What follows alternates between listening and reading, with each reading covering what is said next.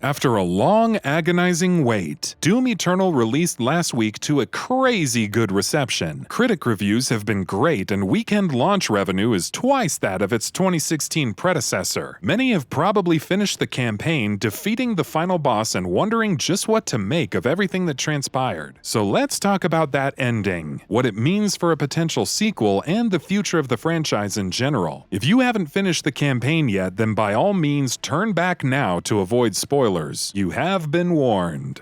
So, to the final boss then. It's the Icon of Sin, a well-known franchise staple. The Doomslayer goes one-on-one with the towering monstrosity and its endless waves of respawning demons. By the end, after destroying several pieces of its armor, the Slayer plunges the crucible into the Icon's head, breaking off the blade and killing it. King Novik, the supreme commander of the Knight Sentinels whose spirit is encountered in the campaign, talks about the Slayer's struggle against the forces of evil being eternal. Get it? Because Doom Eternal. I'll be honest, I'm not the biggest fan of how the story was told throughout the campaign because so much of it is based off established lore that wasn't weaved very well into the main missions. That being said, the lore is still very fascinating and Doom Eternal does a great job expanding on Doom 2016's mythos. To start with, we finally learned that the Slayer is the Doom Marine from Doom 1, 2, and Doom 64, who arrived at Sentinel Prime, home of the Argenta, proved his worth in gladiatorial combat and joined the Knight Sentinels. He was given incredible power thanks to a seraphim maker named Samur and became the Slayer. This was when the demons were running amok, by the way. The new Doomslayer defeated their titan and helped turn the tide of the war. A brief note on the makers. These are entities created by someone known as Father. When Father disappeared thanks to the actions of Samur, the same maker who transformed Doomguy into the Slayer, the makers could no longer resurrect. They would simply die. Basically, their immortality was at a limit if not for the miracles of Argent energy. So while the makers, the Argenta, and the Knight Sentinels would battle against the demons because, well, they're demons, the makers quickly realized that Argent energy was the key to their survival. The Khan maker, who is essentially their ruler, found that it prolonged her life. The only problem is that Argent energy is made from the souls of humans, whose bodies are left to become demons. So the Khan Maker made a choice. Abandon the war with the demons, strike a deal with the Dark Lord, and guarantee Argent energy to preserve her race. If Earth were to be invaded by demons and condemned to eternal suffering, their souls used as energy while their bodies were defiled into Hell's minions, a small price to pay for the Khan. Except the Knight Sentinels and the Doomslayer weren't having any of it. Eventually, the group ventured into Hell to try and defeat the demons, but were betrayed by their own. The Doomslayer was the only survivor and was sealed until his revival in Doom 2016 by Samuel Hayden. About Samuel Hayden, throughout the campaign of Doom Eternal, Hayden shares a lot of knowledge about the Makers, the Knight Sentinels, and the Icon of Sin. But how? If you look at his name, it's oddly similar to Samur, the Seraphim Maker. Even more interesting is that Vega, the AI assistant from the first game, and now in charge of the Fortress of Doom in the sequel, asks at one point whether he is Father. So the theory basically goes that Samur, aka Samuel Hayden, stole Father, aka Vega, away from the makers for his own purposes. Let's jump right back to the ending of Doom Eternal. The Khan Maker is dead. The Dark Lord is likely none too happy that the makers couldn't stop the Doomslayer, and any deal for Argent energy is pretty much dead. It also doesn't help that the main source of Argent energy, Earth, has been denied thanks to the Slayer's intervention. With the Knight Sentinels gone, it's on the Slayer to protect all life and halt the advance of the demons. If nothing else, a trip to Hell and a final confrontation with the Dark Lord seem to be on the cards. It's possible that Father, aka Vega, could mount a comeback of sorts, empowering the Makers and perhaps bringing them back to their pure roots. Samuel Hayden could become the new Khan Maker and change things on Urdak, maybe constitute a plan to push back against the demons and end their threat once and for all. Of course, the Slayer would likely be included in those plans. However, knowing Hayden, it wouldn't be surprising if he had his own ulterior motives. It also wouldn't be surprising to see Valen, aka the Betrayer, factoring in somehow. After all, he's still in Hell for turning on the Knight Sentinels, even if it was to bring his son back, who would be turned into the Icon of Sin instead. Maybe Valen will be used by the demons in an attempt to stop the Slayer? If his son could be used to resurrect the Icon of Sin, who's to say that Valen can't be used to bring it back. From a development perspective, it might be a while before a sequel to Doom Eternal sees the light of day. id Software has incorporated a number of live service elements into the current games, supporting it with Battle Pass-like content streams to unlock with weekly challenges. So there will be new character skins, weapon skins, emblems, etc. to earn over a long period of time compared to the previous game. New master levels and battle mode updates are also in the works, along with 2 story expansions. If the latter are successful enough, more such content might be added in the future. This isn't to say that Doom Eternal has a 10-year plan for live service content or anything, but if we consider that the current game took 4 years of development, it wouldn't be too unreasonable to expect the same amount of time for the next game. id Software could also very much pivot its vision, going several years into the future and phasing out characters like Vega and Samuel Hayden in favor of some other story. It'd be weird if they did, for as disconnected as the ending of Doom 2016 and the beginning of Doom Eternal feel, the lore between both games ties up quite nicely. We'll have to wait and see in the meantime, but given how successful Doom Eternal has been, a sequel is pretty much a given. It's just gonna be many years of ripping and tearing before we finally get there. And that about does it for this video. If you enjoyed what you watched and want to see more from Gaming Bolt, please hit the subscribe button. Also, don't forget to switch on the notifications bell icon next to it. That way you'll never miss any of our videos. Thanks for watching.